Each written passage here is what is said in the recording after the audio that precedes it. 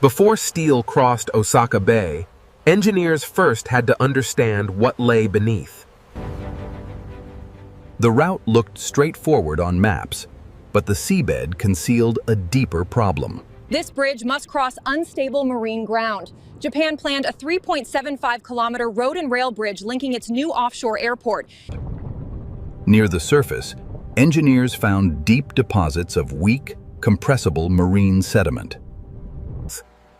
Under sustained loading, that soft soil could deform far beyond acceptable limits.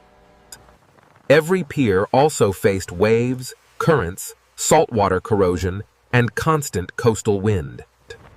This crossing would carry highway traffic above while trains operated beneath it. Designers envisioned one structural corridor serving two completely different transportation systems. Without a dependable connection, the offshore airport could remain operationally isolated from land. Japan committed to crossing the bay directly, despite the hostile foundation conditions. Kansai's offshore airport required a reliable gateway for passengers, freight, vehicles, and trains. Road and rail networks had to converge into one dependable access corridor. Future airport operations would depend on continuous, high-capacity transportation across the water. The broader Kansai Airport program represented an investment worth hundreds of billions of yen. Liama's team had to transfer two transportation systems safely into weak marine ground. Large prefabricated modules could reduce dangerous assembly work over open water. Industrial prefabrication allowed enormous structural pieces to be prepared accurately onshore. Every connection required verified material quality and strict dimensional control before shipment. Marine construction demanded emergency planning before heavy equipment ever entered Osaka Bay.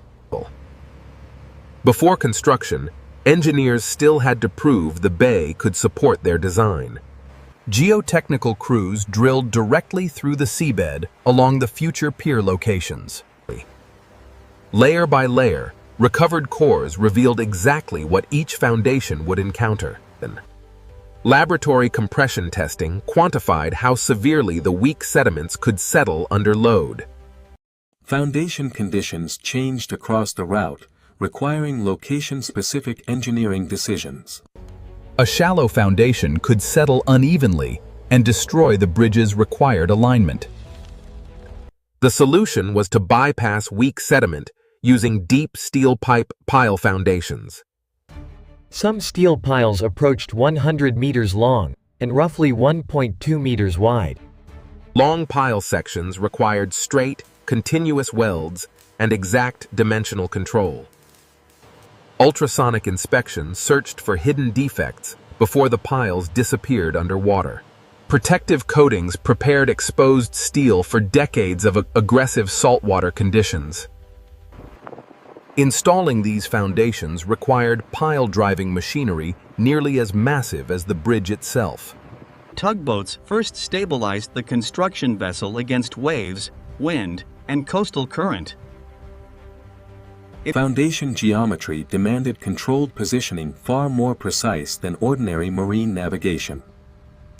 Synchronized cranes raised each long pile upright without overstressing its tubular steel body. At full scale, workers looked tiny beside the foundation elements they controlled. Hundreds of tons of steel descended toward a foundation position hidden underwater. Once aligned, the heavy driving system transferred repeated energy into the pile. Every controlled hammer blow forced the foundation deeper through weak marine sediment. Resistance data revealed when the pile finally entered progressively stronger supporting materials. The future bridge depended on foundations reaching far beneath the visible seabed. Groups of deep piles distributed each pier's enormous load across stronger ground. Divers and underwater cameras confirmed that submerged pile positions still matched design geometry. Reinforcement cages tied the pile group into one unified structural foundation. Tremie placement allowed marine concrete to be delivered below water without contamination. Continuous bottom-up placement protected fresh concrete while gradually displacing seawater from the form. Continuous monitoring prevented cold joints and weak interfaces inside the submerged foundation. Removing temporary forms revealed the first permanent structures above Osaka Bay. Full-scale trial assembly verified massive portal frames before offshore installation began. Meanwhile, high-strength steel truss components advanced through a controlled industrial production sequence. With foundations ready, the project shifted toward transporting its largest prefabricated structures. Marine transport carried each prefabricated portal frame from fabrication yard to bridge alignment. Oversized bridge modules had to move safely through an already active industrial bay. Ryan's team isolated the lifting corridor from unrelated vessel traffic before operations. Floating mega-derricks provided the lifting capacity needed for modular offshore construction. Every sling and shackle had to distribute enormous loads exactly as calculated. The first centimeters confirmed whether every lifting point was sharing load correctly. A structure assembled onshore was now suspended completely above open seawater. Because the crane floated, vessel position became part of the lifting geometry. Survey, structural, crane, and marine teams operated as one coordinated positioning system. Taglines controlled rotation as the portal frame approached its permanent bearing points. Final placement depended on instruments capable of resolving extremely small alignment errors. Temporary restraints secured the portal frame before lifting tension could be safely released. Repeated lifting cycles transformed isolated foundations into a disciplined offshore production line. Whenever weather allowed, offshore installation continued through carefully controlled night shifts. Onshore, enormous truss blocks were assembled horizontally before their journey offshore. Triangulated steel members distributed roadway and railway forces across the long spans. A small fabrication error ashore could make final offshore connections impossible to fit.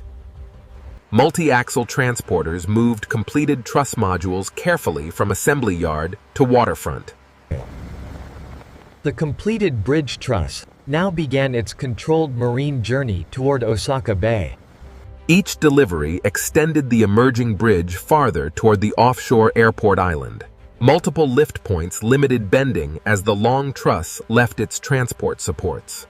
Balanced lifting protected the long structure from damaging distortion under its own weight. Controlled rotation aligned the suspended truss with the completed support line.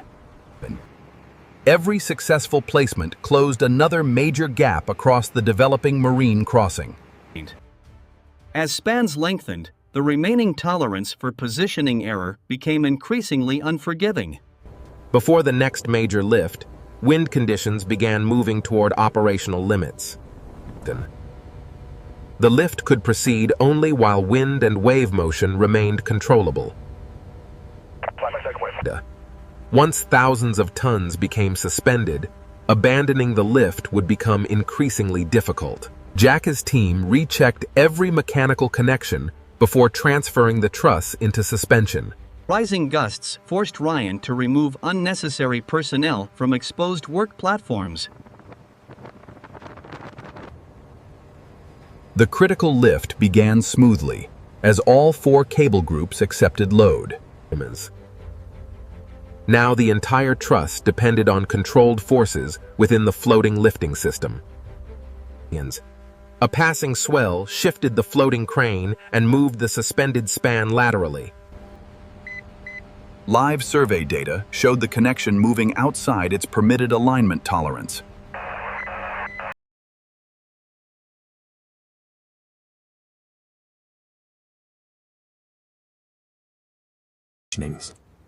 One end approached correctly, while the opposite connection remained dangerously misaligned. Emma detected uneven deformation that made forcing the connection structurally unacceptable. Hold position. Stop the descent. Liam halted the descent before the misaligned steel could contact the bearing. Thousands of tons of steel now weighted above open water under full tension. One bearing was within tolerance, but the opposite connection remained outside limits. The mismatch was small visually, but large enough to stop the entire lift. Cole maintained constant elevation, while wave motion repeatedly changed the suspended load forces. The longer the truss remained suspended, the greater the operational risk became. The question became whether alignment could be recovered without forcing the structure. Years of preparation had narrowed to the final percent of one lift.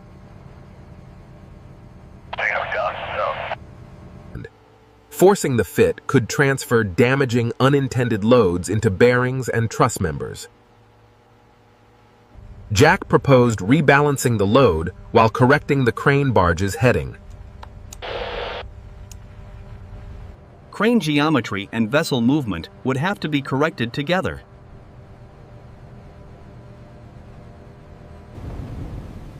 The team had only minutes before the remaining weather window closed. Instead of forcing steel, they would realign every moving system around it. The recovery began by correcting the orientation of the floating crane platform. Survey crews measured every incremental response as the suspended truss shifted position. Cole then rebalanced individual hoists to correct the suspended truss geometry. Millimeter-scale hoist changes produced controlled centimeter-scale movement across the enormous span. Emma confirmed the steel remained inside its approved deformation and stress limits. Jack kept every worker clear until the structure's motion became predictable again. Wind stabilized just enough to provide a narrow window for final placement. The first end finally reached perfect alignment above its permanent bearing seat. Now the remaining connection depended on holding vessel position against the swell. Lower 2 centimeters. Hold steady. Liam authorized the final descent at an almost imperceptibly slow rate. The bearing guide entered its designed alignment zone without impact or forced contact. Moments later, the opposite bearing seated, and workers secured the connection. Load transferred gradually from the derrick into the bridge's permanent support system. The main slings finally went slack, confirming the bridge carried the span. Installation succeeded, but engineers still had to verify that precision had been preserved. Post-lift inspection measured bearing location, connection geometry, and residual structural displacement. Final survey values confirmed the recovered alignment remained safely within design tolerance. Lessons from the difficult lift were incorporated into every subsequent installation plan. Precision monitoring was moved earlier into fabrication, before later trusses reached the bay. With revised controls, the offshore construction rhythm became stable and repeatable again. Span by span, isolated steel modules became one continuous bridge structure. Permanent connections transformed temporary offshore stability into continuous structural load paths. Hidden connections received the same scrutiny as the most spectacular offshore lifts. The central steel spine now extended across most of the marine crossing. The next challenge was turning structural steel into a functioning transportation system. Construction shifted from marine erection toward integrating roadway and railway infrastructure. The upper roadway surface was built to resist traffic, weather, vibration, and salt. Below the roadway, rail supports required their own highly controlled alignment. Rail geometry demanded smooth continuity across every connection and structural transition. Expansion joints allowed the long bridge to move safely with temperature and loading. Bearings allowed controlled structural movement without sacrificing stability or alignment. Thousands of smaller systems turned the steel crossing into usable infrastructure. For the first time, the new connection illuminated a continuous path across Osaka Bay. Final inspection reconciled fabrication records with every completed field connection. Operational readiness required emergency access from both the bridge and surrounding water. Controlled vehicle loads tested whether actual structural response matched engineering predictions. Measured strain and displacement remained inside the bridge's predicted structural behavior. Rail commissioning began with a slow, controlled train crossing the new structure. Rail tests measured geometry, vibration, and dynamic response under moving wheel loads. Years of piling, fabrication, lifting, and alignment were finally being tested dynamically. The first railway crossing completed, with the structure remaining safely within limits. Road commissioning confirmed the upper deck was ready for continuous vehicle operation.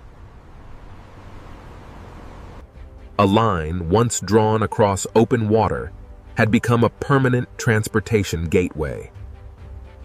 Road, rail, marine, and aviation networks now operated within one engineered corridor.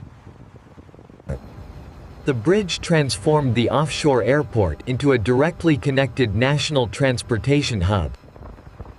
Its value was measured not only in steel, but in movement.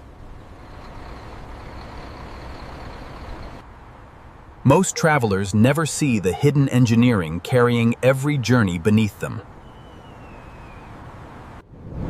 The bridge's greatest achievement remained hidden deep below Osaka Bay's soft seabed. Japan did not remove the weak seabed. Engineering simply reached beyond it.